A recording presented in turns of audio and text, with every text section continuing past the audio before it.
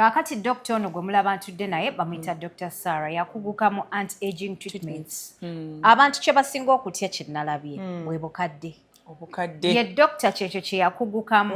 Nti osooka okujja wano abantu ne bakugamba nti Hadija olina emyaka bwe giti naye nga bwe bakutunula mu face tebagikuwa. Waawo. Kakati abantu butamanya. Ekizibu ekyo tukikolako wano ku Glamour Aesthetics. Era omukyala yenna ndaba ali ekyo. Wazaala abaana wansi nga obadde n'omwami wo muwangadde muscles eza wansi. They relax oba they loosen. Zita. Mujjukire nti no omubiri guno gwonna gukolebwa ekirungo kye tuyita collagen. As we age, collagen production ekendeera. Nga buli omwaze mufunza wansi kyafa. So twabaleetedde ekyuma ku luno twalese ekyuma ekikyasinze omutindo. Nti muscles kizikwata ne kizimiima n'otaddamu kulabika nga sister waffe gwe twalabye mu katambi. Lwaki obeera ne gundi n'omuholo.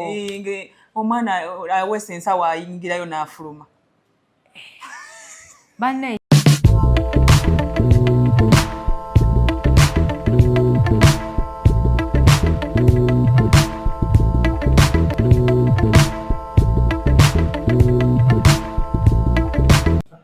Assalamu alaikum wa rahmatullahi wa barakatuh. Abalungi abatulaba yenze Hadija Kigozi mwebale kutula mwebale kusubscribinga. Nkomyewo ewa Dr. Sarah ku Glamour Aesthetics. Nakiyiga ekigambo doctor okukyogera. Ebbanga lyonkoleddeko. Eddwaliro lyange lyennyini erinnya. Olijjo nga litegezaamu okunzita. Isaiza kulaba. Ale mukwano ogamba otya Hadija ng'onyirira. Bale doctor kaffe kyo kakola bulungi. Nnyo okufa buli muntu yangamba ngulowinga ndabika bulungi doctor. Ate munaye kye nalabye doctor abantu banneegomba. Bambi nti oli mulungi. Abantu banneegomba gye nkolera ebintu byange gye nkolera ate abantu sibalaga nko ku kiviiri. Lwendi balaga ku kiviiri kya nakyo. Kitegeera. Naye nga webale nnyo okukolako njagala okwebaza. You're one of the people those abankozeko ku results n'enzirabako. Black skin nzibu yakukuuma. I know. Okujjako ng'ogitaddemu ssente nga weerabiridde.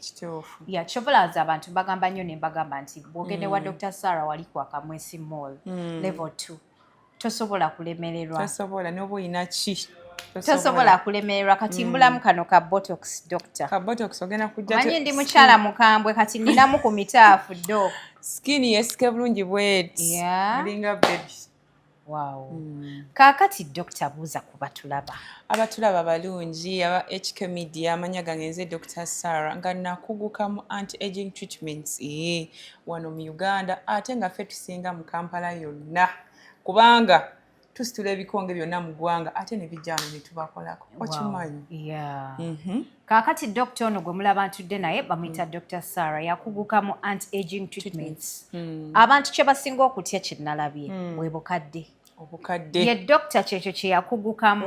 Nti osooka okujja wano abantu ne bakugamba nti Hadija olina emyaka bwe giti naye nga bwe bakutunula mu face tebagikuwa. Yes. I know so many people don't want to say out there anti bazze no babakozeeko. I know. Yeah, muli tebakiwuliriramu bulungi. Ba celebrities abamu balowooza nti bw'akyogera agenda kubeera akulangidde ate tomusasudde ate yasasudde. But I'm sure I'm one of the people abuulidde abantu amazima. Amazima nti omukyala gwe weegomba e Kampala eyo tali ku nakyo. Bajja wano ne tubateekamu ekyenjawulo ate ne babeera nga basalira ddala emyaka nga balabika bulungi. Kakati doctors kuloopera olunaku olwaleero twagwiribbwako obuzibu naye nzi abantu nabagamba nti ngenda baleetera puroguramu eno ekyusa obulamu bwabwe kubanga olaba ekintu ekyo kye twalabye ku kisitu abantu nga bagamba obwedda bakituumye ekituli. Ensonga eyo gye bayogedde ku kisitu nga bagamba obwedda bagituumye mutuli omuwala yabaddemu ekituli ekinene ebiki biki. Abawala mmwe mwefulumiza obutambi bwammwe ffe ne tubulaba. Kaakati ffe tuliwo okubawa eddagala olulala lw'ofulumya akatambi ng'oli on point oshegedde ng'ekituli kiri fixed nga toyina wakuluma nga n'abantu ne bwe balaba akatambi ko bagenda kugamba waawo. Kakati abantu butamanya ekizibu ekyo tukikolako wano ku Glamour Aesthetics. Era omukyala yenna ndaba ali ekyo wazaala abaana wansi nga obadde n'omwami wo muwangadde muscles eza wansi they relax oba they loosen zita mujjukire nti no omubiri guno gwonna gukolebwa ekirungo kye tuyita collagen. As we age collagen production ekendeera buli wamu era ne elasticity ya vaginal muscles wansi naye ekola ki enafuwa nebeera ng'eri loose nti buli wobeera n'omwami mu kikolwa ekyo eky'omukwano ate omwami akola ki taba na resistance yonna ayingira buki buyingizi. Wano bw'ojja ku Glamour tuyina engeri bbiri ze tukikolamu. Tuyina ekyuma ekya laser treatment kye tukozesa ne kistimulatinga vaginal collagen ne kifunza wansi muscles ezo ne zibeera nga ziri wamu bulungi nnyo ddala. Kakati enkola ey'okubiri yo tugikozesa ku bakyala tugeze nga wazaala nebikuluma dokita n'atasobola kukutunga mu ddwaliro ne ziluzeninga tukola procedure bayita vaginoplasty ne baddamu ne tukutunga okuva munda paka wabweru n'oddawo n'obeera vagin. Kakati mbuulira procedure ne ya vaginal tightening teruma. Kakati ekyuma kye tukozesa ekya laser treatment ekyo bakasitoma bajja bangi ne kifa natumiza nakipya okuva e China. Nga buli omwazze mufunza wansi kyafa. So twabaleetedde ekyuma ate ku luno twalese ekyuma ekikyasinze omutindo nti muscles kizikwata ne kizimima n'otaddamu kulabika nga sister waffe gwe twalabye mu katambi. Lwaki obeera ne gundi n'omuholo omwana awese ensawo ayingirayo n'afuluma. Banne ekiba tekijja doctor. Kiba tekijja bane ekiba tekijja. Abakyala mujje twekoleko service. Toyina kunyirira kungulu kwokka. Nyirira kungulu nga ne munda bwe mudda mu kisenge omwami wagamba bannange mukyala nga we bakukwata akatambi bati ne bazoominga kamera bagamba you're on point. Kakati nno munnange we biba nga ddala byabadde bituufu muganda wange nga kituufu ddala bakuyisaamu kamera ng'olina ekituli ekyo. Olwaleero nkuleetedde ekikolo n'eddagala ono gwetudde naye ye Dr. Sarah okuva mu Glamour Aesthetics. Era abakyala mwenna abalina ekizibu eky'enkukunala eyo mmanyi nti waliyo abakyala eyo mu comment section bawulira obulumi nga naye yeemanyi nti bwenti bwendi ate nga tamanyi naye eddagala lyamubula. Kikolako ekyo kumenya mujenje kalu it's very easy. Era omukyala aliyo tobeera neweeraliikirira nga otya n'okubeera n'omwami okubanga wansi wa luzeninga no ekyo ekizibu tukikolako nga tukozesa ebyuma byaffe by'omutindo ate nga tukola ne procedure eyo eya vaginoplasty ne twongera okutaiteninga vaginal muscles ezo ne ziba wamu. Procedure teruma tewali bulumi omusajja eya laser gund eya laser yo teruma it's a free procedure naye eya surgery si surgery as such but we repair, we do what we call a vaginal repair. Yo tusooka ne tukusanyalaza ne tugikola ng'oli comfortable. Of course ojawulira pain ya kayiso but after that you will not feel anything. So kati both procedures teziruma ozikola they are pain free procedures. Okay.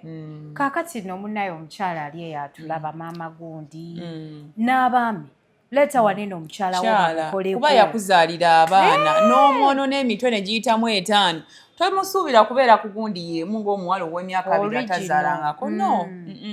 So mama abaana muleete ate tube nga tumudabiriza nga buli wemugenda mu nsonga ezo ng'owulirira ddala bulungi nti mama Kamadi kyekyo. Munnangezeeyo ekyo kyankutteko dokita ne ŋŋamba nze abantu ŋŋenda komawo wano ku Glamour. Weebale kulumirirwa abantu nakukolera abantu. Nze nkolera abantu. Okitegere ekintu ekyo? Yes. Ne nganja Doctor, obabulire nti ebintu binene bisoboka. And by the way, on a serious note, bisobokera ddala.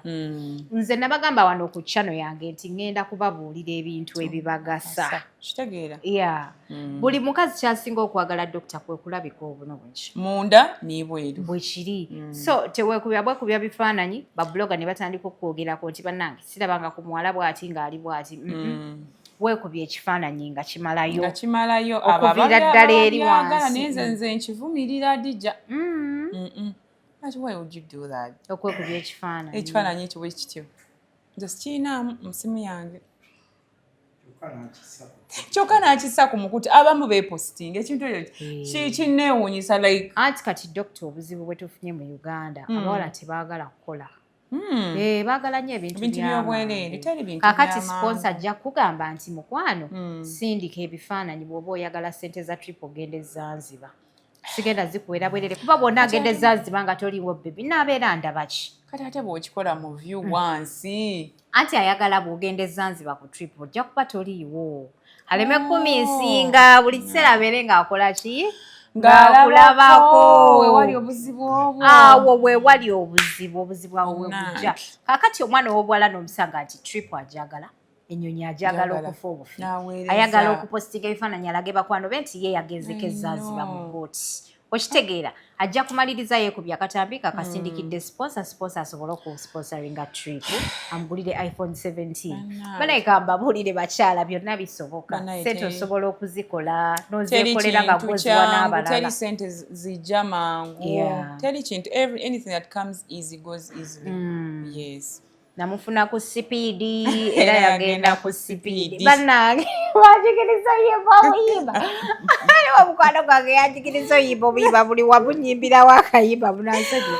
kale banaye kambatwalirewoko mu services zaffe naddala dokita zetulina wano eno yongera okubeewo nnyawo ku advanced facials advanced facials omuntu yena ng'olina embalabi olina dark spots face yo nga tugitegeera olina rush tutreatinga ebintu byo nga tukola facials ezo tulina ebyuma bi hydra facials ebitreatinga skin okuva munda paka wabweru nobeera ng'olabikira ddala bulungi ate n'osala emyaka ne anti-aging facials tuzirina nga facial yakuziyiza kukaddiwa anti-aging lwakuba nti results ze teziri ate long lasting ate boolaba zino eza botox ezijjamu enkanyanya instantly facial oba olina okumukola buli olina omukola at least once in a month or twice okusinziira ku busobozi bwomuntu yes okay nkitegedde bulungi kaakati doctor procedure endala naddala ku face abantu gye basinga okwagala okumanya buli mwenzija wano abantu bambuuza nnyo ku botox botox kituufu ye procedure abannayuganda gye basinza okwettanira kubanga abantu bakuwa obukadde guno omulembe okaddiwo oyagala hadde abakyala tebakyakaddiwa nze nina neno baclients bange nga wa myaka 6 naye wagamba nti wa 60 years oteekako ssente ne bazirya botox ayina amaanyi it's the only anti-aging treatment ezaffe obuto instantly kubanga buyiso tukusanyalaza bambuza biruma tusooka kusiga cream da Chicago n'otuula wali ne tujja ne tukufumita a stretching a face ne yeerega bulayini bwonna ne buvaamu and it makes your skin glow ebeere glowing away towetaga foundation bw'olina botox so abakyala bagijjumbidde nnyo ddala kaakati omuntu alina acne asookola botox you can do acne but why would you do botox nga tesoose treatinga kino so I always advise kiva bujano tusooka mu consultation nenkuwa advice eri medical what to do nekugamba nti oyagala kino newandisoose kino such that obenefitinga bino omulundi gumu yes osooka dotreatinga acne nakuvaamu oba ziyita embalabe ne zikuggwamu then awo ne bakuba akayiso akastretchinga face bwekati bw'oba ogudde embugubugu baziyita mbugubugu amatama gavudde ne zino enkubo za wano abakyala tebaagala nkuubo ezo okimaze esinga otukaddiya n'oseka ng'olina essimu ya bbeeyi iPhone 17 Pro Max naye nga tokyasobola nakwekubya kifaananyi buli bw'oseka nga zigwamu ziti lwaki oba oyo olina enkuubo nga ffe abagulama tuli wano okubaddaabiriza kusala myaka kudda buto tujjamu enkuubo ezo ate yo it is an instant procedure osasula zivuddemu bwe zitavaamu tonsasula kubanga tukozesa product gye bayita dermal fillers ne tuzijjayo kuva munda paka bweru bannange tewali bizigo bigenda kujja mu nkanyanya tewali bizigo bigenda kujja mu Smile Lines Hadija oyina okola botox ne dermal fillers okustretchinga face bulungi nebeera nga oli kito nze nkona ku baclients ne bajja ne bazinawa n'amazina ng'amize collagen yesize ebizigo by'ebbeeyi naye nga byonna tebikoze kaakati Smile Lines zino ne lines zino eza emitaafu then ne lines just naturally ng'omuntu aziyina kuba mulimu abantu nga muto naye nga nazo ng'oziyina mukwano ffe tuzijjamu neweeregayo wati byonna neweerega nga ne bw'onyiga n'ogweri ng'oli taata oyagala okuba abaana ewaka mukwano nga tezijja oli kito oyomba oli kito kakati how does it feel ng'ozikubye towulira ng'olinga olina ekintu ekikutte bwe kiti face? No, kakati it is free. You like oba bulungi, but the only difference nti tezibaawo. Yes, nenga face ebeeranga bw'obadde. Ne bw'okola bwe bati obeera osobola okukikola nga oli freely nga tolina any problem. Yes. Nze mbadde mpuliranga bw'obeera nga face yes oyinza okuba obanga bw'oyagala okuwulira nga alina kye weetisse. Si kituufu. Bwe tukola just it relaxes kubanga botox akola mu ngeri y'okurelaxinga specific muscles ze tuba tutagatinze kubanga tuba tukuba botox, so we target specific muscles of the face. Yes. Kati eno frontalis muscle eya wano mu kyenyi we wasinga okuba line ezo ennyingi. So we tuba tukuba we target those frontalis ne liftinga bweti wano ne ska face bweti ne yereega bulungi ne wano ne ska wansi ate n'obeera nga osalira ddala emyaka by those osalira ddala emyaka 10 ng'oli kito. Bannange kati awo we tudda mujja kumpulira bajja. Ate Adija tetukola ku bakyala bokka by the way. Tukola n'abaami era abaami abajja wano bannange mu nsanyu sambaagala. N'osanga kapu firina kapa bajja wano mukyala na mwami nga bona bazze buli omu alabikire munne bulungi. That's amazing. Yes, era bw'ontera n'obbaako discount era bwe mujja wano nga muli kapu omukyala na mwami be rest assured of our discount. Naye bannange couples ziridde ebinonogo mu Uganda abantu baagala nnyo couples buli wengenda abantu bagamba bwe mujja nga muli couple tubawa offer. Ne mu medical when I still practicing anti nento bw'ojja n'omwami wo mube tusooka okukolako. Kubanga mba mu promoting obufumbo. Obufumbo is the foundation of everything marriage. Amazing. Yeah. Bannayiro mujja kumpaayo lectures za marriage. Amanyi nze ne marriage. Marriage ojja kujja kugamba. Tukyagobangana. Mukyagobangana. Omwami ajja omutuufu inshallah. Inshallah. IV glutathione, vitamin C and collagen. Ono yafaanana atya ddoka? Kakati IV ezo zirimu ebika. Waliwo omuntu agamba nti nze njagala kusigala mu kkala yange naye nga ndabika bulungi. Tulina IV ezo ze tumuteekako skin ne glowing okuva waggulu paka wansi.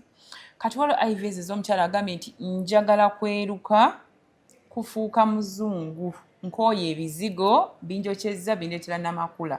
Oyo ne tulina IV ze. So kisinzira ky'oyagala. Tumubaamu collagen, mubaamu vitamin C, mubaamu glutathione, mubaamu B complex.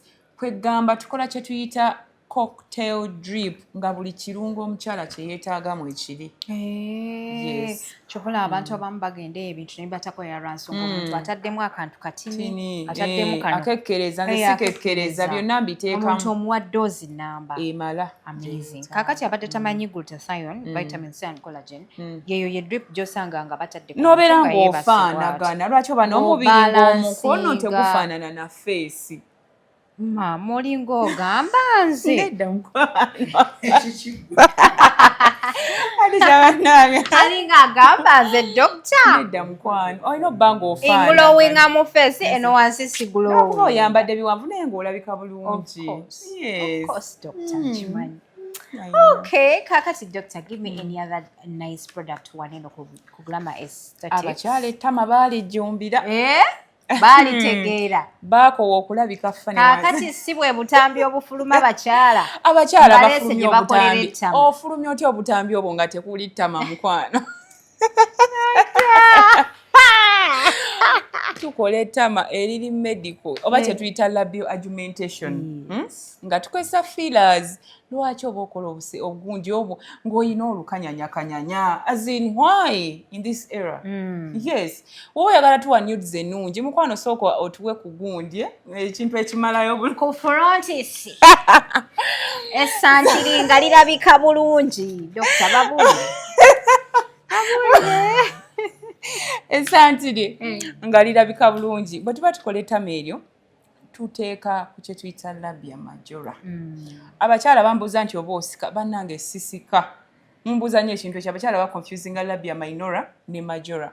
Abakyala baagala bajja wano basike. Mbumbasike. Bannange I don't do that. Ono sisenga. Sirisenga bannange. Yes. Anti-aging products. So we do that procedure labia augmentation.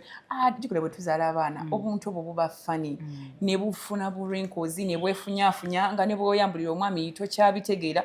banange ebiwano twabimala ate nze nkola procedure eyo mu Uganda nzekka badde sigiwulirangako era badde sigiwulirangako doctor tugikola wano maama najja luli eri ne baŋŋamba nti toliwo ogenze India kusoma maama gw'osoma buli kiseera mwana gwenze buli nsi ngitambuddemu nga njagala ekisinga ekyaba clients I've been to UK, I've been to Dubai, I've been to Nigeria nga nnoonya ekyo ekisinga ekyaba clients bange era ne next month I'm going back to London tulinayo omusomo inshallah ate tubeerenga tuleeta ekyo ekisinga okay kakati tubadde tuli ku ttama omwana afulumya noodles olina okuzifulumyanga ettama kweriri omusawo akola ettama wuuno mukuleetedde sanga akuddamu kulaba noodles ezo bwe zityo ziryawo lyawo bannange neka abantu balabe ku kipya balabe ku kipya toddamu kukola noodles butamalaayo oyagala tuwe full swing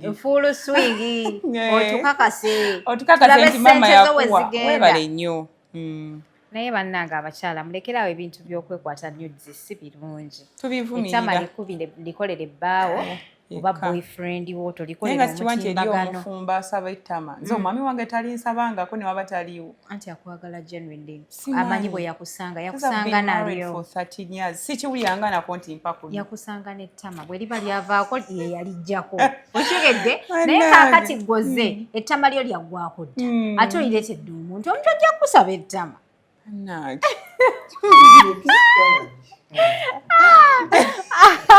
omwami omupya ajja kugamba ono muwala ettama yange yali saawa liteekeko lizeeko kyeka ffe twafumbira tuli bato banga tulina bafala nga mulina amatama nga kwegali okay so kaakati doctor procedure y'okukola ettama eyo ebeera etya? Isn't it painful? No, it's not painful. Kakati bojja tukozesa local anesthesia. Era tusanyalaza we tugenda okukola. Bwe tumala osanyalaza, we introduce those hyaluronic acid fillers into the skin of the labio majora. Subcutaneously, tulina engeri gye tuteekamu mu ango. Ate ne libeera nga livaayo bulungi. Waliwo abaagala ebisusse.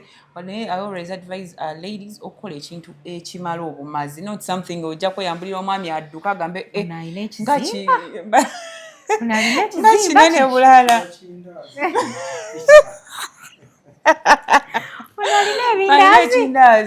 No, I really love to do these anti-aging treatments. Mba njagala n'osigala ng'oli muto ng'olabika bulungi ate nga tokyuse, it's still you, but in the more youthful Dr. Katirine Ettama. Lasting for how long? 2 to 5 years. 2 to 5 years? Yes. Chigwe bana imujje mukole chigwe 2 to 5 years nga oli. Nzije kwongera oba nkukwatyo ka video nga ngonyongera.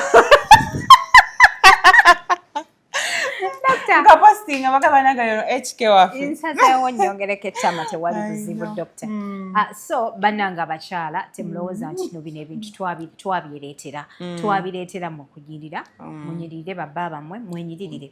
Omukyala okweyagala kintu kikulu. Self love nze ngamba nnyo baklasi bake love yourself. Kintu kikulu tewali buzibu kwerabikira bulungi kankubuuli. Tekiswaza ate tekiri mu sitaani yenna. Abakyala bo bakikwata balowooza nti okulabika obulungi olina kulabikira musajja. No. Olina kusooka kwerabikira bulungi. Abakyala abajja oli naddako gamba doctor. I want to look good. Abaana mbaweeredde fees bazzeeyo. Kati kyekiseera. Mwebale kweyagala abakyala bannange ate abajja wano ne mutuwagira. That is so good. Anything else about Tama? Process teruma tusanyalaza and give you some prophylactic antibiotics just to prevent any infection that may arise, but it's just what is the feeling yawo omuntu wakamala okumuteekako fillers ze probably you may feel a bit uncomfortable because something foreign has been added onto you, but later you normalize and you just okimanyira naye buli we weetunulako obeera olaba nga kyekyo oba owulira bulungi. Abakyala abajja nga tava mu mirror ninawali mirror bane doctor nga nga ndabika bulungi salo nga agenda kugamba kyekyo bekolerawo instant results. Yes, it's an instant procedure ovaawo nalyo ekikiggwe. Kakati abagole abagenda okufumbirwa mujja abasajja balage ku kyenjawulo mugende muhanemuuni ng'oli bulala ono nga siyadija bumanyi kituufu naye gwe munnange n'abagenda abagole abagenda tugenda saigundi ya mikolo jangu n'omwami tubateekemu ka botox lwaki obeera oyina enkanyanya oseka enkubo zonna zijja ku mukolo gw'ebifaananyi byonna biveeyo nga tebinyuma ekyo tetukigira tetukikubiriza I know. abalungi abatulaba tulina Dr. Sarah ano ku Glamour Aesthetics nze nabagamba guno omwaka ngenda kubaleetera bintu birungi byereere Dr. ndudde nga mubalaga bayidawe abakyala abali ebweru bambuuza nnyo nti Dr. asobola okutusindikira eddagala tulyekube asobola tukola bwoti ne bwoti ekyo oyinza kinyonyola otya omuntu kakati ekyenjawulo zino procedures nze nzikolako era ebiseera ebisinga most of my clients the appointment clients waliwo wemba nga siriwo nga nfulumyemu era baninda ezimu si zonna naye ezirala abasawo tiimu gye nkola naye basobola okubeera nga bakolako so si delivering a product yonna but it is a procedure eyeetaaga nze ate okukolako this is a medical procedure yes, Dr. alina it's a okukulabako medical procedure and we assess eryo n'abajja nga tebabyetaaga n'omugamba ekyo tokyetaaga ati nga nze bwe nakugamba nti njagala onkubemuko empisa omunene omuwesi kino ngamba kimala naye njagala nneekola enkenduke wenti ng'akagundi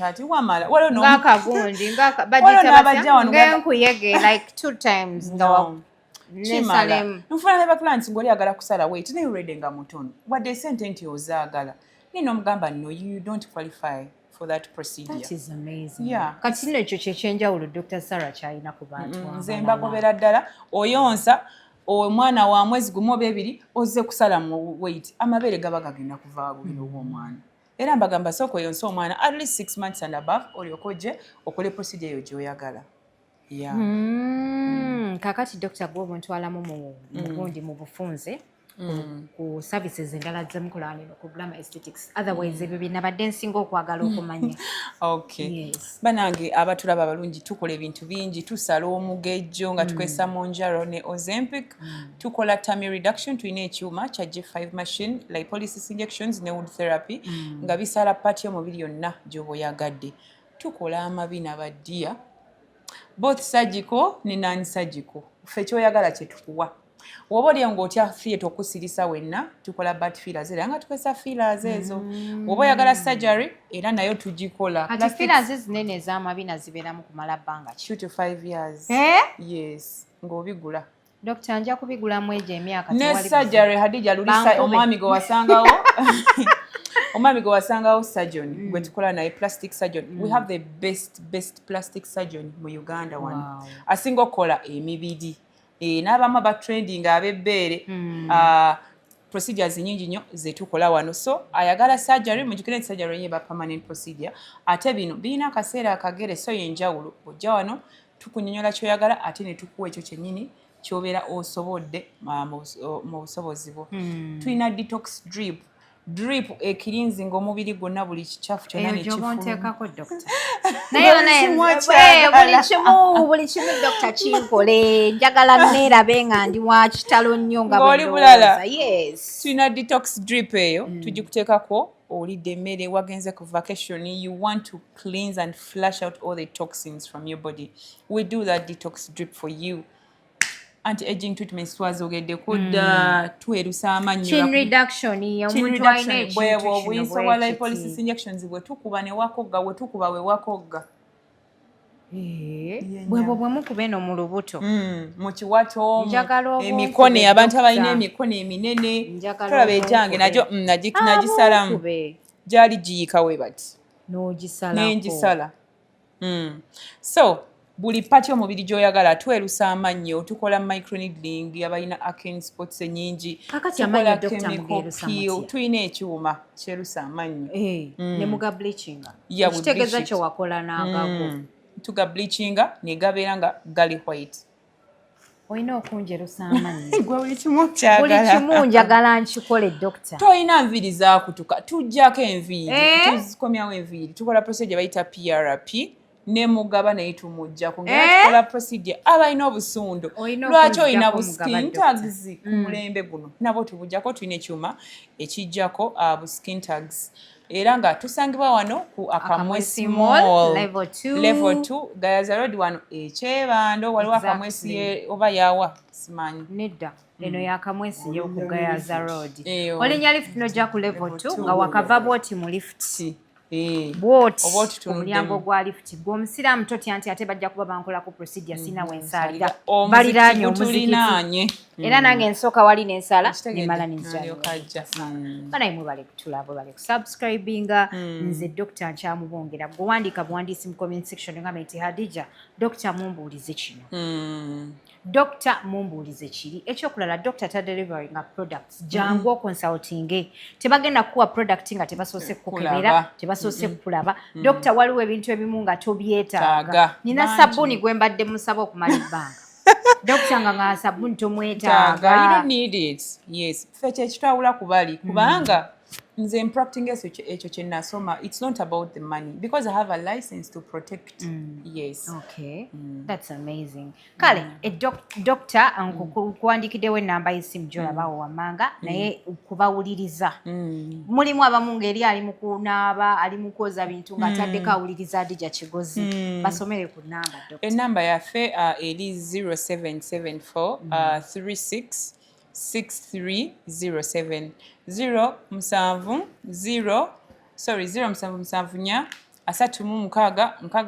3 yefe aba Glamour Aesthetics nga tusangibwa wano ku Akamwesi Gayaza Road Kyebando level 2 okay kale mwebale nnyo okutya mwebale kusubscribing nze Hadija Kigozi okutuusaako ebyo byoyagala olaba bw'oba oli mupya nyigira akagambo ako ka subscribe okubeera ng'otweyungako kwe tuli ku mitimbagano egy'enjawulo tufollowingako ku Instagram ku TikTok ku Facebook buli wamu beera ng'otunoonyaako assalamu alaikum